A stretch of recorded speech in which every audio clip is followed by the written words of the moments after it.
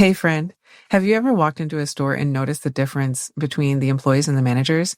There's the employee that's stocking the shelves, eyes down, focused on the one box that's in front of them. They may not even greet you because they're locked into the task at hand. And then you notice a manager. You can usually spot them. They have a polo shirt on and a name tag. They're scanning the room. They've got a clean hair style. They're talking with another leader. They're pointing things out. They're not just looking at the one shelf. They're overseeing the whole store. In today's episode of The Consecrated CEO, we're going to talk about the difference between thinking like an employee and thinking like a CEO. Because when you shift from task-focused survival to vision-focused stewardship, everything changes in how you build for the kingdom. Minimize all the windows, pull up your notes app, and let's dive in. If you're tired of juggling work, family, big business dreams, but long for the focus and courage to finally step out in obedience, you're in the right place. Hi, I'm Lanisha, life coach and kingdom entrepreneur.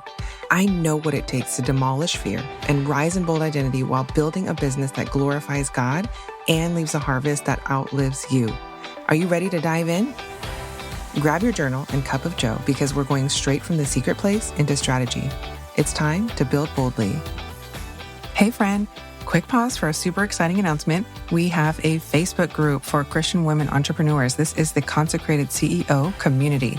We are going to connect, link arms, meet like-minded, kingdom-minded women who are serious about building businesses with the King and expanding the kingdom of God. Come join the community. Bring your wisdom, bring your insight, and share it with others. It's time to uplift, edify, and sharpen one another as we walk through building boldly with the King together. The link is in the description. I can't wait to connect with you there. Have you ever been working at a place for a while, like a good while, some years, only to feel like you're literally living in a game of replay every day? It feels monotonous and unfulfilling. You walk into these big double doors of this large corporate building and you think to yourself, there has to be another way. You know that it's not your forever story. You're not meant to be in that place forever.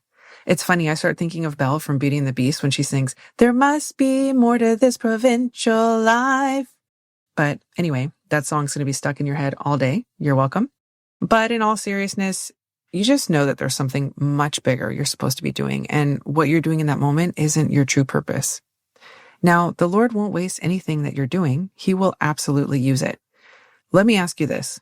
During those moments, did you ever stop to look around where you work and think about how it operates the way that it does? Like, who puts the processes and structure in place? Who decided how many team members we would need in this building? Who came up with the job descriptions? Who waters those humongous plants in the building every week? Where do they find all these window washers? And how do they find someone to take care of the elevators when they need servicing? The list could go on.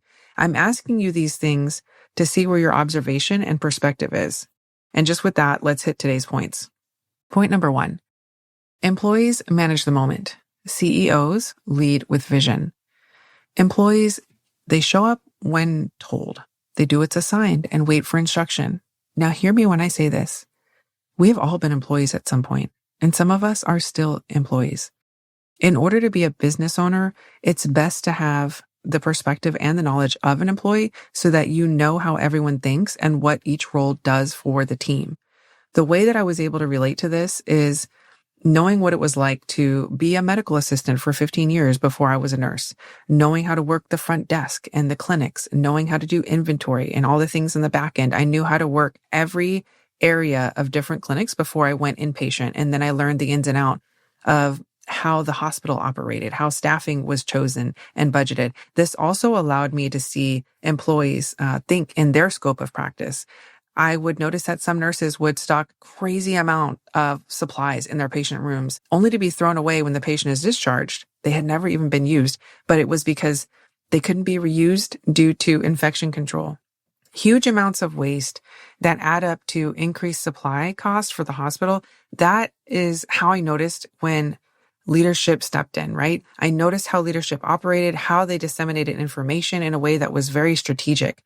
And especially when a policy change was going into effect pretty quickly. I've seen how startup businesses operate, how small businesses operate, and how very large corporations and franchises operate. But if you pay attention to what you've seen, You've seen some of these things too. It would behoove you to keep these things in your memory bank. Employees typically don't think about the ripple effect. They clock in and clock out without concern for supplies, inventory, or waste.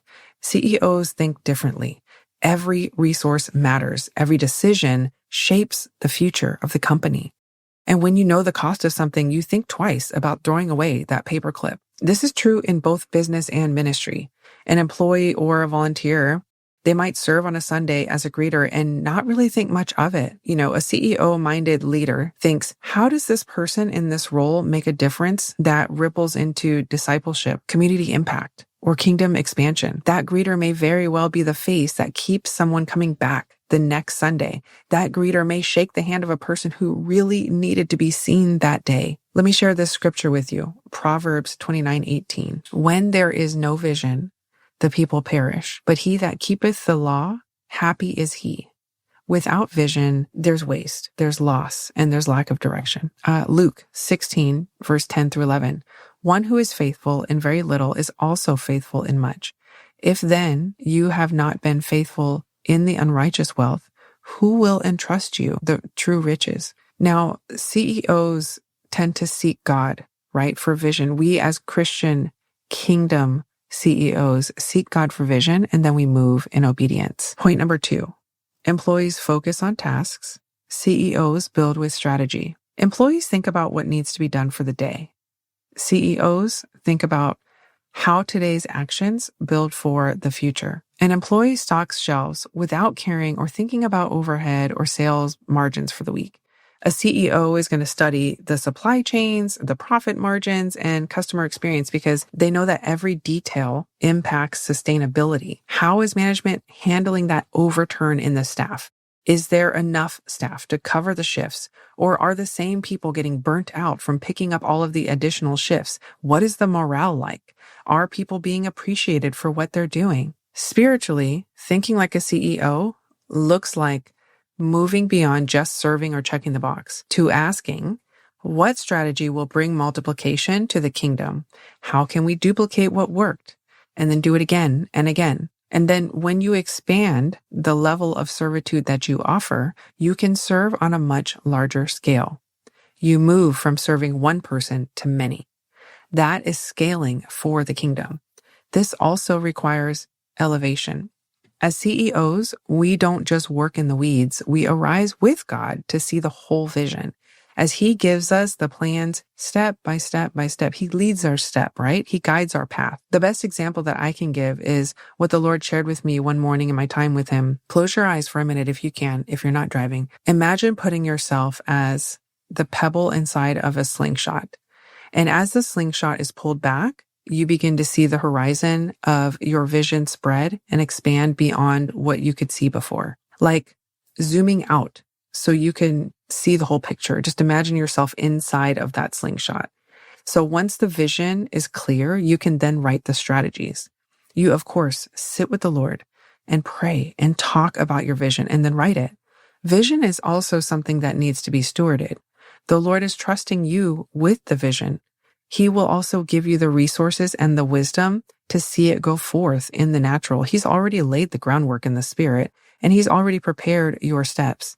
In Proverbs 16, verse 3, it says, commit your work to the Lord and your plans will be established. In Habakkuk 2:2, it says, write the vision, make it plain on tablets, so he may run who reads it. Strategy requires elevation to a certain level. And the Lord's going to elevate you to that point when you're ready. You can't steward legacy from a ground level. You've got to see from God's vantage point. You have to see and think differently. You can't stay stuck in an old mindset. Point number 3, employees think from the lens of survival. CEOs build legacy. Employees work for a paycheck to survive this week, to cover the bills, to get through.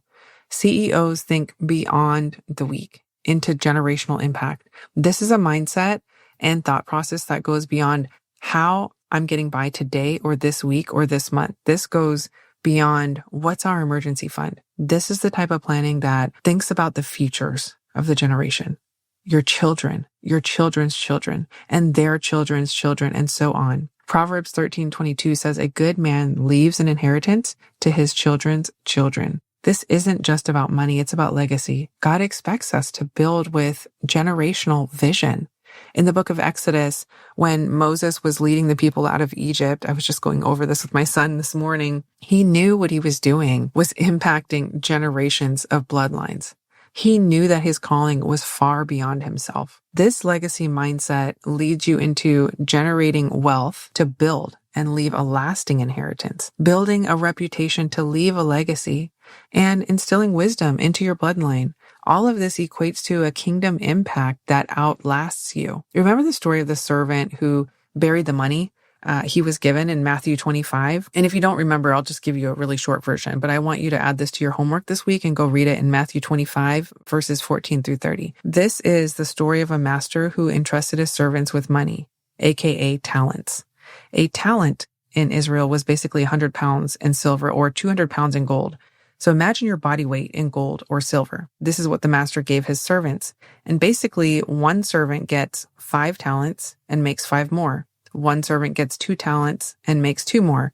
The third servant gets 1 talent, but instead of finding ways to multiply it, he buries it and he returns back what was given. He was fearful and he kept it hidden. He didn't multiply it. Hiding it was the same thing as squandering. He did nothing that would make an impact or make a difference. But the other two were thinking with a leadership mindset. Legacy means that you're not just building a business or a ministry for yourself. You are building something God can use to bless generations and expand his kingdom. Let's do a quick recap. 1, employees manage the moment. CEOs lead with vision. 2, employees only think tasks. CEOs build with strategy. And 3, employees think from the lens of survival. CEOs steward for legacy. This week, I want you to journal through these questions. Where am I still operating with an employee mindset in business or ministry? What vision has God already given me that I need to act on without waiting for validation? And what legacy do I want to leave that will impact my children's children spiritually, financially, and generationally? You're not just building for today. You are not just working for a paycheck or hustling to get through another week. You're called. You're called to lead with vision, build with strategy, and steward for legacy. That's what it means to think like a kingdom CEO. And when you shift your mindset and you stop clocking in and clocking out, and you start building something that God can breathe on for generations to come. So that's it for today. Don't forget to follow the show so you never miss an episode. There's a new episode every Monday. They're released bright and early so you can enjoy them over coffee or tea. Come join us in our community on Facebook at facebook.com/groups/Christian women entrepreneurs. This is a special place, a safe place where we will pray and link arms. We're going to talk about the hard things. We're going to share ideas, resources, insight, all the things kingdom business. It'll give me a chance to get to know you and connect with you as well. All right, friends, until next time, build with the King. Hey, Kingdom friend, I pray today's episode stirred something in your spirit. If it did, would you take a few seconds to share it with a few women who you know this would resonate with? And if you haven't yet, I would be honored if you could leave a quick review. It helps this message reach more women who are ready to rise. All right, time to strap myself down and laser focus on all the things. No squirrel zone. I'll meet you back here next week for another episode. Until then, keep building boldly.